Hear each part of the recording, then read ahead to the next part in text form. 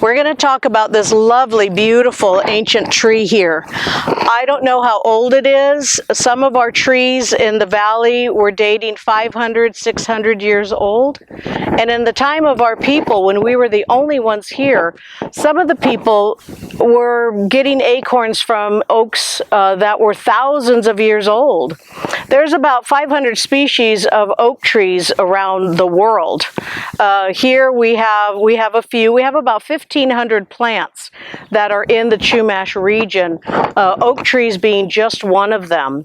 So you can see this magnificent oak, and sometimes we have trouble with our oaks because we build too close to them or we put plants underneath them that shouldn't be there. So we really have to be careful about not planting. This area where the branches come out, this is the drip line. So you don't want to plant anything inside there because these trees are very sensitive to too much water. But the beauty of these, now in our ancient culture, we've learned things like these are very special sacred trees. They can be someone's what we call atashwin or spirit helper. You might find that a tree that you can just sit there, or these trees are supposed to go down to the ground. They canopy. So if this hadn't been trimmed up and things like that, the branches would actually lay on the ground and little sprouts would come up as a result of those branches laying on the ground. But one of the things that native peoples found was a food source from this tree. Now you can go online and learn a whole lot about acorns. Those are the little nuts that grow on the tree, and how everybody around the world use the acorns for one thing or another. The oak itself is a keystone species, meaning that it is one of the major plants here in our area that sustains all life, everything. Everybody loves to live in this oak grove, in this oak community, we call it, including us. So think about all the little animals you can think of that live in a tree such as this. And I used to have in the house I grew up in down in that river bottom, a beautiful oak in the middle of the property. And my brothers had built a tree house up there. I was too little to climb. I hurt myself falling out of it, but I'm okay. I made it. But yeah, they can grow very big, very round at the base, and all their branches. This one did not have the canopy. But learning about the different types of properties that oaks have, you can have games, you can have ornamentation, all these different things from the oaks. I'm going to show you a couple things here. Now, young boys, you may be familiar with a little game that has a cup and a ball. And the little ball's tied to a string, and you try to get the little ball in the cup. It's a eye-hand coordination game. Now, why do you need good eye and hand coordination?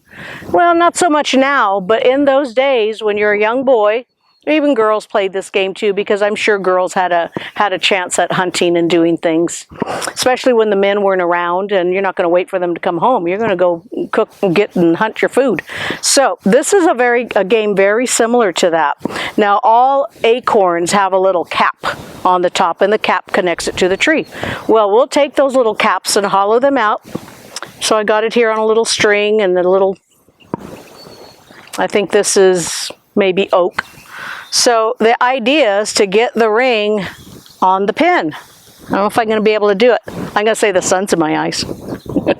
But the idea is to get that ring right where you can see that hole and try and skewer it on there. The one fun thing about this game is that, ooh, I almost got it, is that you can learn to do this, and then after you get bored, that's it, got it. So you might want to practice and practice until eventually you have 16 rings on this long string, and the game is to see how many rings you can get all at once. What this does is that when the animals are out, and it's like, we ate deer, we ate rabbit, we ate quail, we ate all these big game animals. And so we had bow and arrows, we had an atlatl, which is a throwing arrow, we had boomerangs, and we had rocks.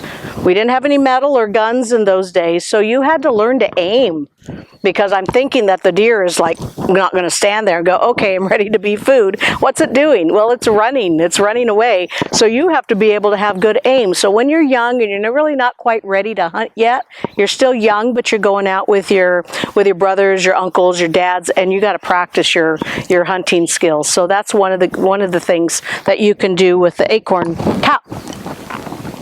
Now I've got this little basket here of acorns, and they're different sizes. These are really nice, long, little slender. We'll get a better picture for you there. Women love their bangs. Now I've got some little bangs here, but we didn't have scissors. Remember, no metal. So we would get a branch of oak from the ground, and we always had a fire, because the best wood for building your fires was oak. Okay, so we'd have a little branch, we'd set it on fire, blow it out, and we'd twist our hair and singe it and burn it. So right across the forehead, the women loved to have their long, thick bangs, but then it smelled awful because of the burnt hair. Well, the women knew that they could go to their beauty parlor and pick up a little acorn, crack it open, smoosh up the acorn meat inside, and rub it on the hair, vigorously on the hair, and it took away that burnt smell.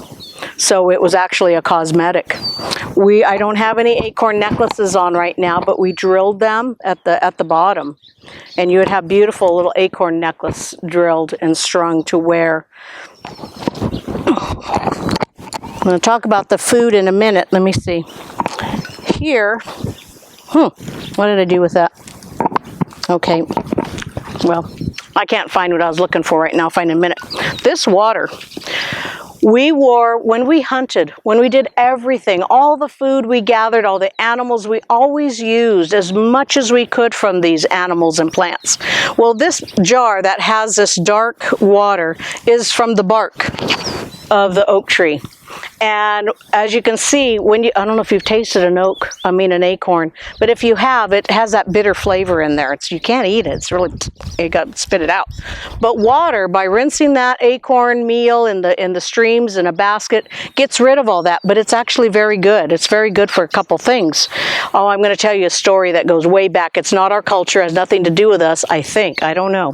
But in ancient Egypt, the people would extract the oil out of the acorns. They'd press it and get oil, okay? And then they would rub it on the body, because if the bodies was stiff and had inflammation, I'm old, so sometimes my hands get old. I have arthritis and things like that. Well, the oil from the acorn took it away. It was used as a medicine.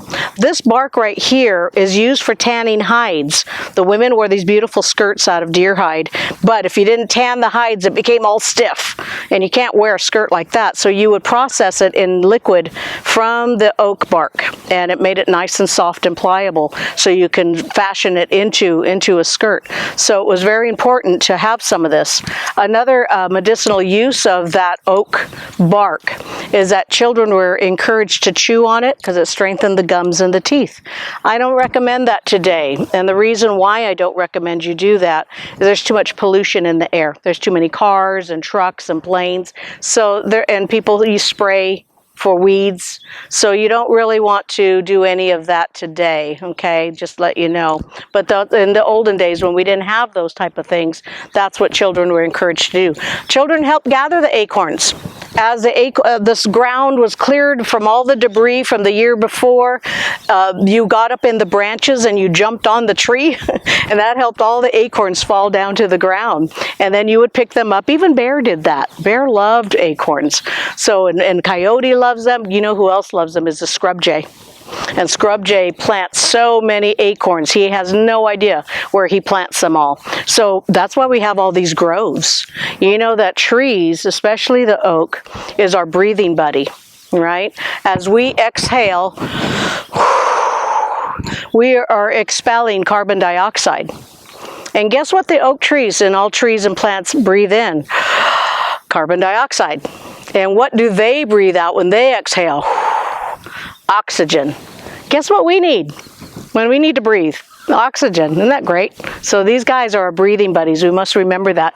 It also absorbs that carbon, our carbon emissions in our air right now, the pollution that's out there right now that's causing a lot of the changes in our weather. So the more acorns we can plant, the more trees that will grow, and the more that they will filter our air. So they're very important. Even if you don't eat acorn meal, it's actually very good once you leach out all that bitterness.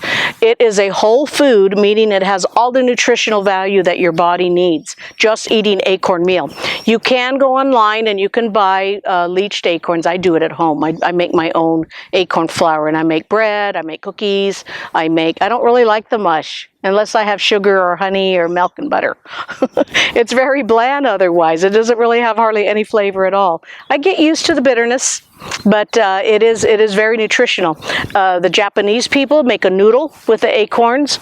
The Korean people make godurimuk, which is like a jello that they make with vegetables and sauce. I've never had that, but I've had the noodles from Japan.